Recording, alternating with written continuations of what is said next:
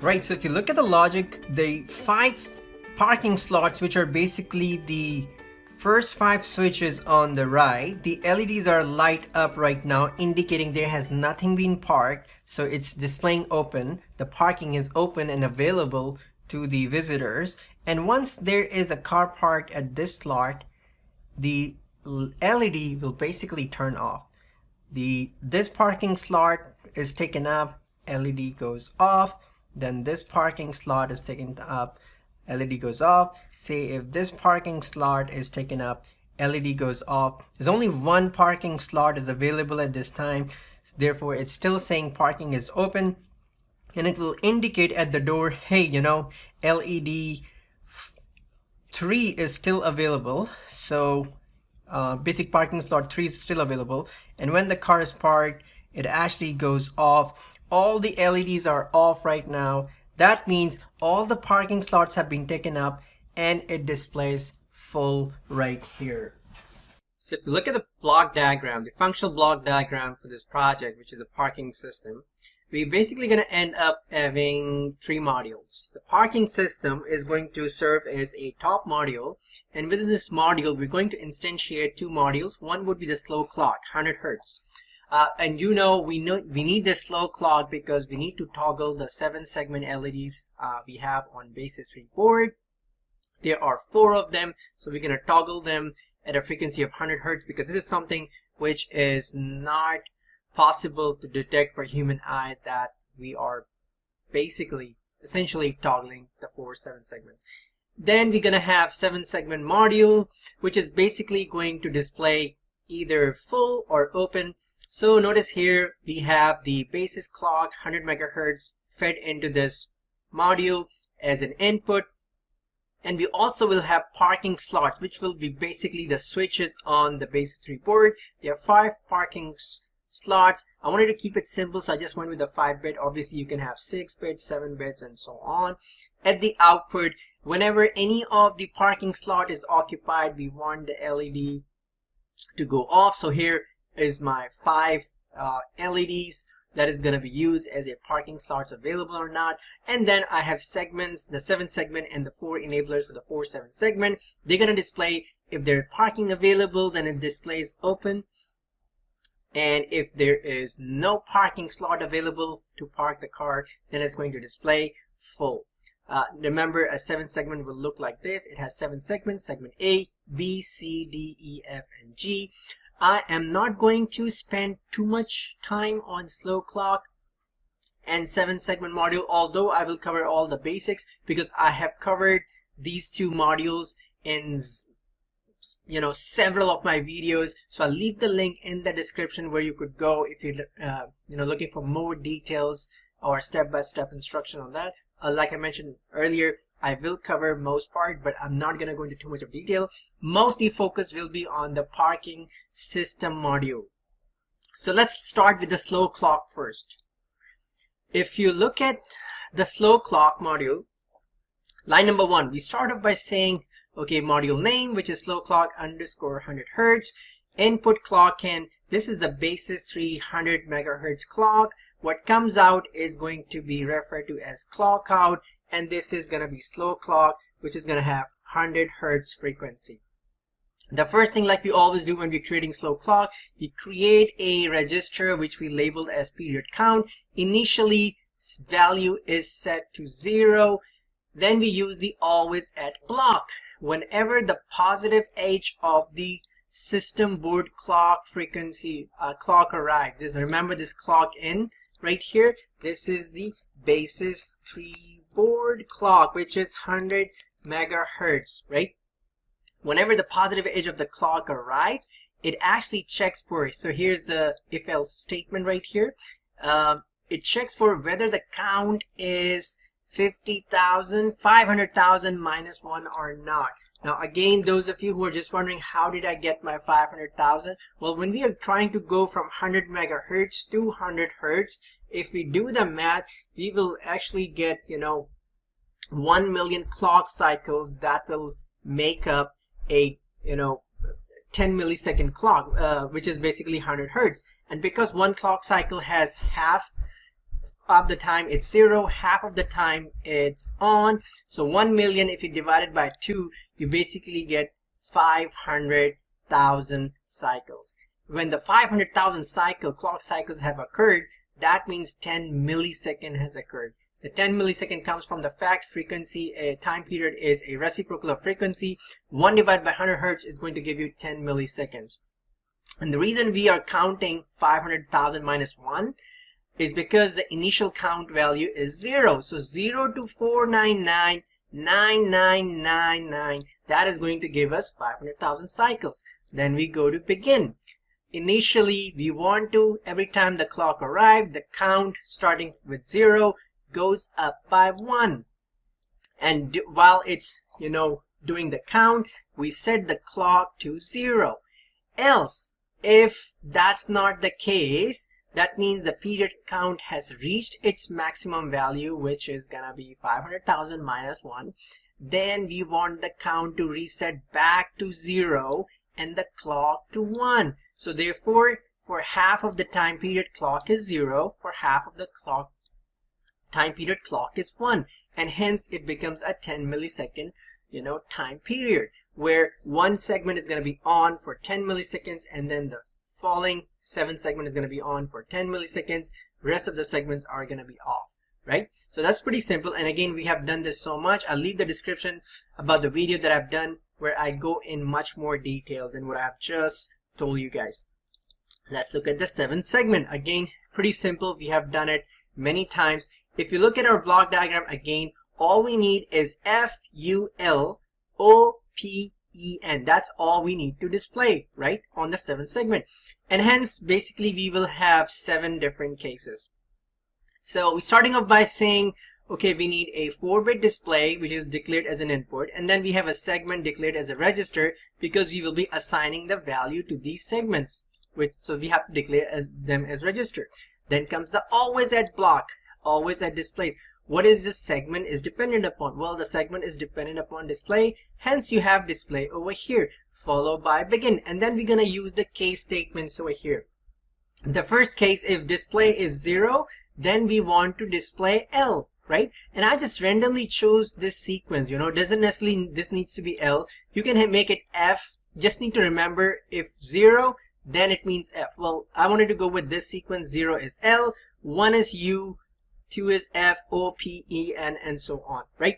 So in order to represent L, we're gonna have segment A, B, and C off, and we're gonna have segment D, E, and F on, because on a Basys 3 board we have an active low logic, and the segment G is gonna be off, hence the logic it's set to 1. Again, I want to take you back to this block diagram. If you look at it, we want to have segment F, E, and D. F, E, and D on, light up, so it represents L. A, B, C, G are going to be off.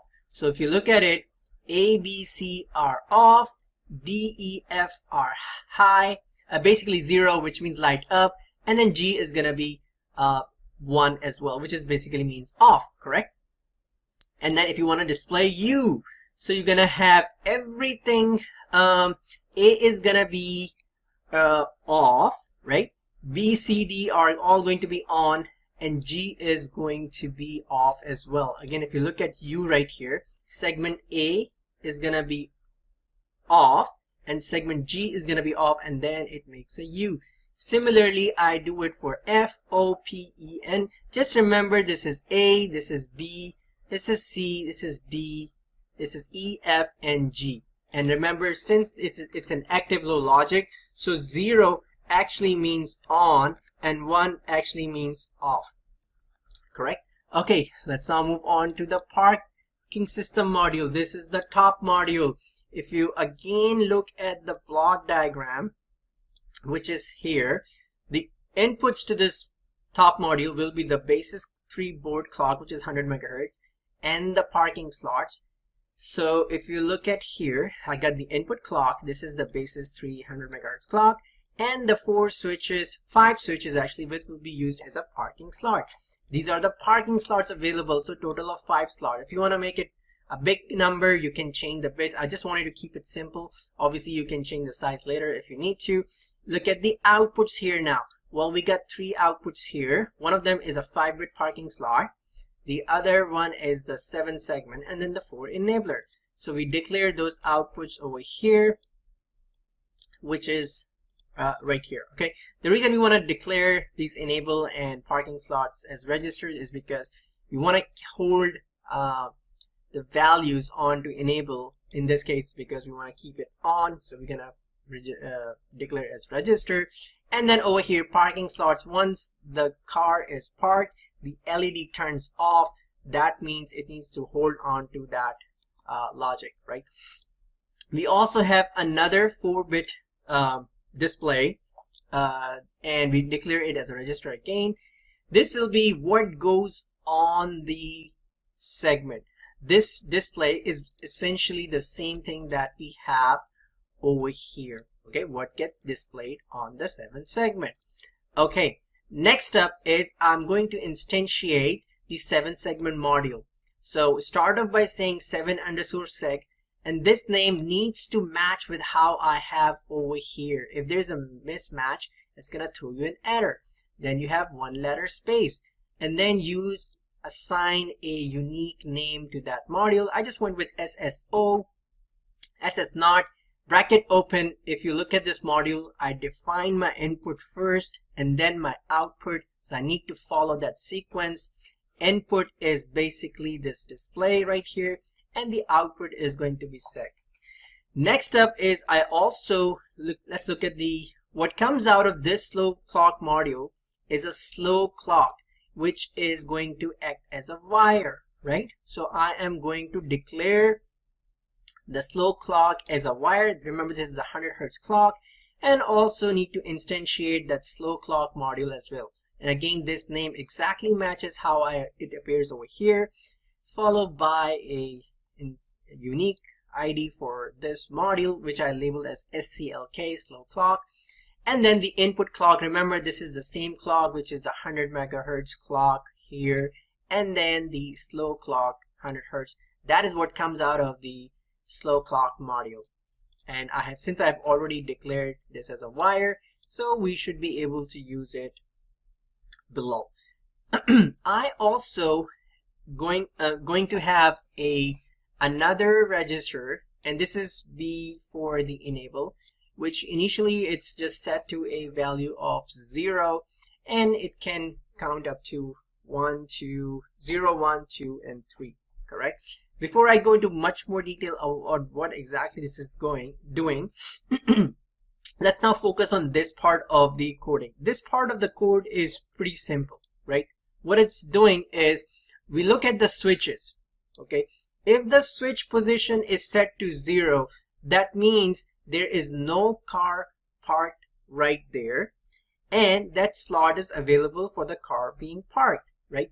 And since we have 5 of those, so we basically gonna have to the power 5 32 cases. So we got 0 to 31 cases, right? So if you look at the first case, which is 0, which means all the switches on the Basys 3 board are set to 0, no car is parked, all the LEDs would light up. That's how I have set the logic. All parking slots LED light will be on, right? On means there's a no car parked right there, and there's a space for the car. If there is 0 logic, if there's a car parked, that means it should have a 0 logic. LED should turn off. Let's say there's only 1 car parked, which is the rightmost switch, the rightmost parking slot. The car just parked, the LED goes off. That means there is some car parked right there, whereas the other 4 parking slots are still available, right? So you basically would have 0 to 31 cases. If you look at the very last one, 31, that would mean all the parking slots have been taken up, and hence all the 5 LEDs will indicate logic 0. They will not light up, and hence all the parking slots are being occupied, right? Now let's look at this part over here.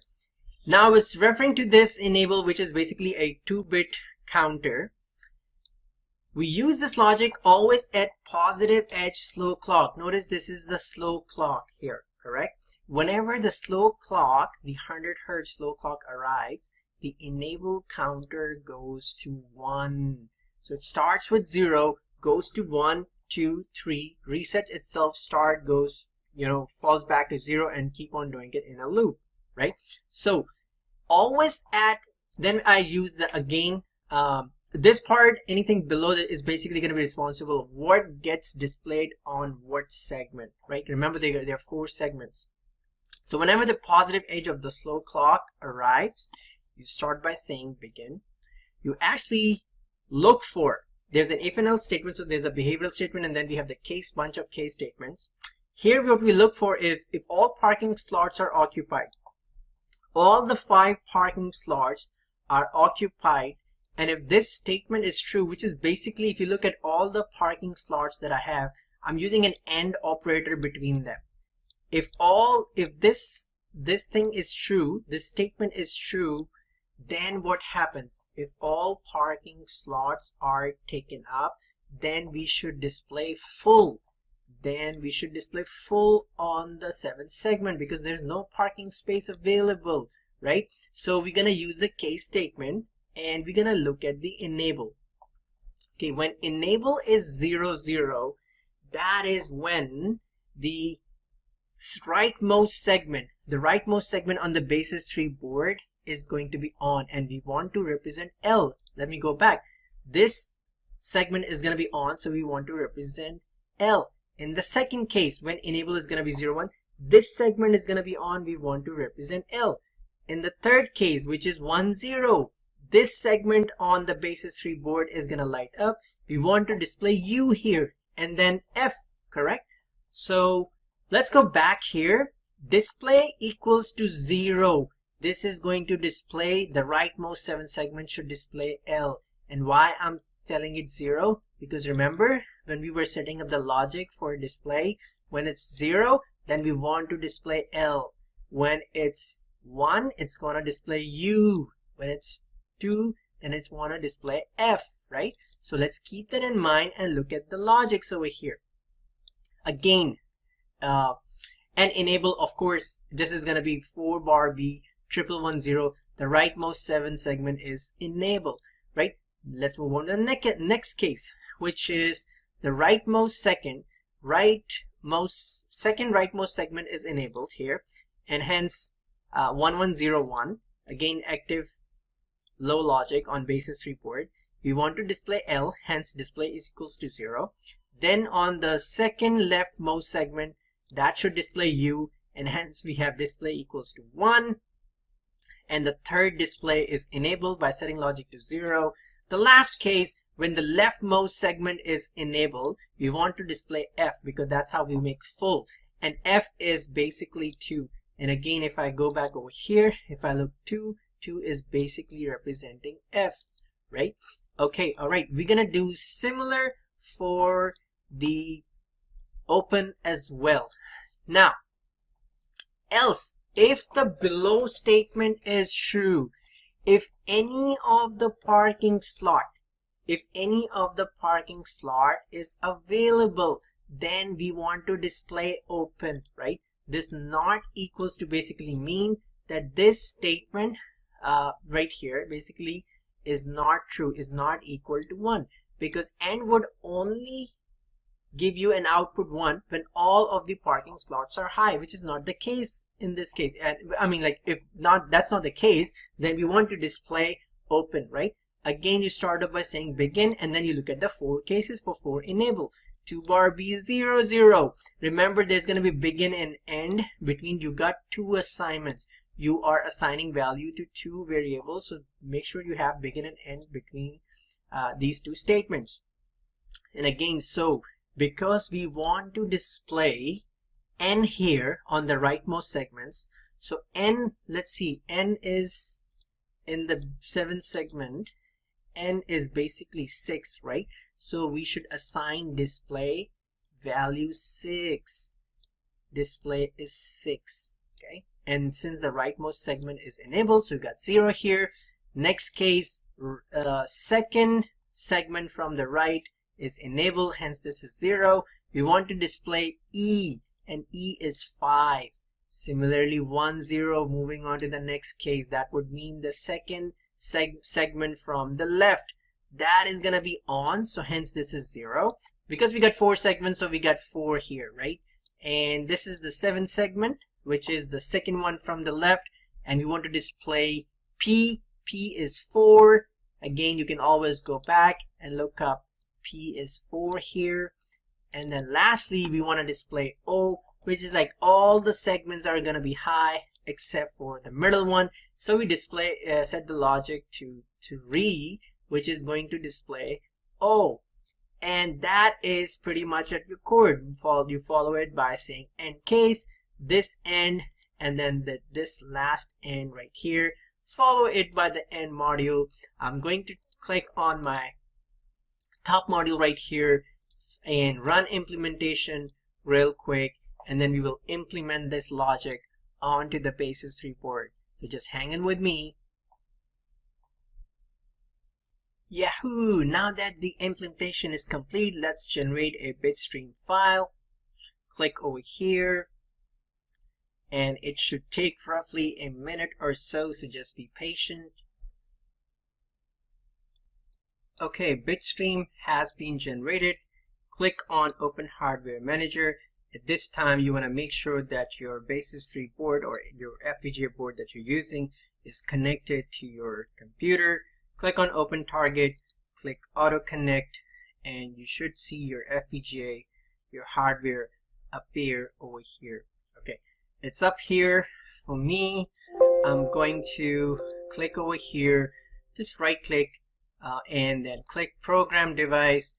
It should automatically pop up your bitstream file. If it's not there, just click on these 3 dots, pick up your bit file, which is usually sitting in this folder, which is implementation_1, and then you click OK, click Program, and hopefully you should be able to see the implementation of your design on your Basys 3 board. And if you want to see a quick look at your schematic, just go to Synthesis. Under Synthesis, you'll see Schematic.